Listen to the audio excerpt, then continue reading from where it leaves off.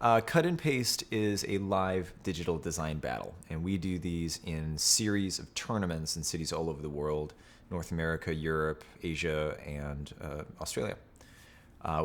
We do this in a series as part of a tour, and at the end of the tour, we bring them all together at a global championship here in New York, where they get to all compete head-to-head live in front of a live audience. It's our opinion that designers are largely unseen. We see the products of their work, we see them in magazines, commercials, we see them in movies, but we really see very little of the people who are behind this great work, and we think that's a shame. The design process is largely unknown for average laymen.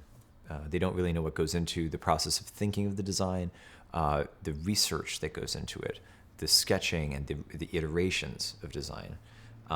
Sometimes I believe that people attribute a lot of design merit to instinct and those moments of inspiration, but it's actually the perspiration that makes design possible. And so in some respects, what we wanted to do was, for me personally, I want to create a dynamic for design where you're not just looking at the finished work, but you're watching some of that sweat, just a little bit of it. 15 minutes is not a lot, but it gives you an idea that there's more out there than you know.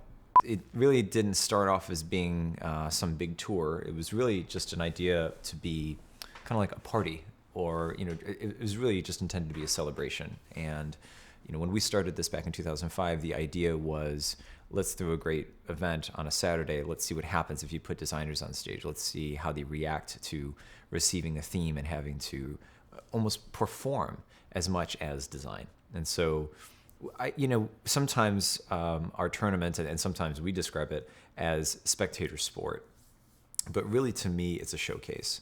I think the best use of cut and paste is when designers are there to gain, this excitement. I mean, the inspiration and the excitement that they get when they're on stage and their friends and their family and their colleagues are watching them.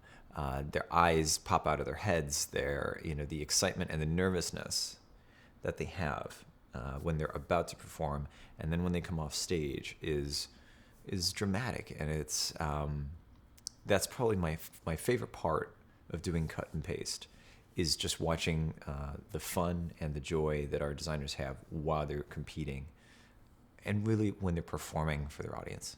It's amazing. I love it.